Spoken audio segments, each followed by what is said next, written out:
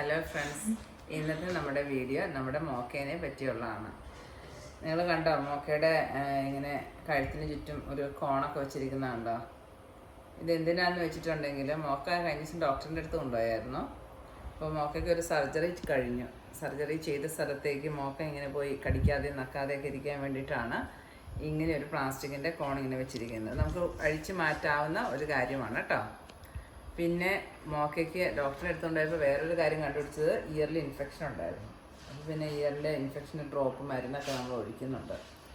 അപ്പം അതെല്ലാം ഒരു കാരണമാണ്. ചെവി ഇങ്ങനെ മാന്താതിരിക്കാനും ഒക്കെ ആയിട്ടാണ് ഇങ്ങനെ ഒരു പ്രൊട്ടക്ഷൻ പോലെ വെച്ചിരിക്കുന്നത്. മോക്കയ്ക്ക് എന്തിൻ്റെ സർജറിയാണ് കഴിഞ്ഞതെന്ന് ഞാൻ പറഞ്ഞില്ലല്ലോ. മോക്കേനെ ഡീസെക്സ് ചെയ്താണ്. മോക്ക ഒരു ഗേളാണ്. അപ്പോൾ നമ്മൾ ഇപ്പം മോക്കേനെ നമ്മൾ ബ്രീഡ് ചെയ്യാനൊന്നും ഇഷ്ടപ്പെടുന്നില്ലാത്തവരാണെങ്കിൽ അതിന് ലൈസൻസ് വേണം. അപ്പം മോക്കയ്ക്ക് വേറെ കുഞ്ഞുങ്ങളൊക്കെ ഉണ്ടാവണമെന്നുണ്ടെങ്കിൽ നമുക്കതിൻ്റെ ലൈസൻസൊക്കെ വേണം. അപ്പോൾ അങ്ങനെയൊന്നും ഇല്ലാത്തവർ നമ്മൾ പപ്പീസിനെ ഡീസെക്സ് ചെയ്യണം എന്നുള്ളതാണ് ഇവിടുത്തെ റൂള്. അതുകൊണ്ട് മോക്കേനെ ഡീസെക്സ് ചെയ്തു. അതാ സർജറിയാണ് മോക്കയുടെ കഴിഞ്ഞത്. അപ്പോൾ മോക്കൊരു റെസ്റ്റിംഗ് പീരീഡിലാണ്. വേദനയ്ക്കുള്ള ടാബ്ലറ്റൊക്കെ രാവിലെ കഴിച്ചു. അങ്ങനൊരു ആക്റ്റീവല്ല, നമുക്ക് നടക്കാനൊന്നും കൊണ്ടുപോകാൻ പറ്റില്ല. ഇതൊക്കെയാണ് മോക്കയുടെ വിശേഷങ്ങൾ.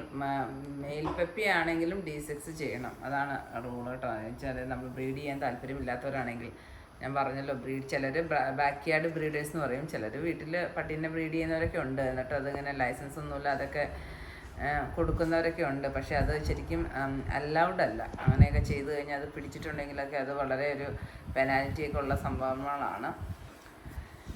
അല്ലാത്തവർ, എനിക്ക് സത്യത്തിൽ ഡീസെക്സി ചെയ്യുന്നതിനോട് താല്പര്യമില്ലായിരുന്നു.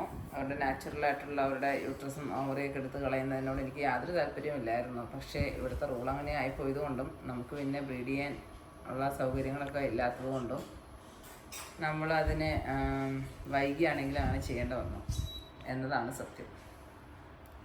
അപ്പോൾ മോക്കക്കുട്ടി എല്ലാവരുടെ ഒരു ബൈ പറഞ്ഞൊരു മോക്ക.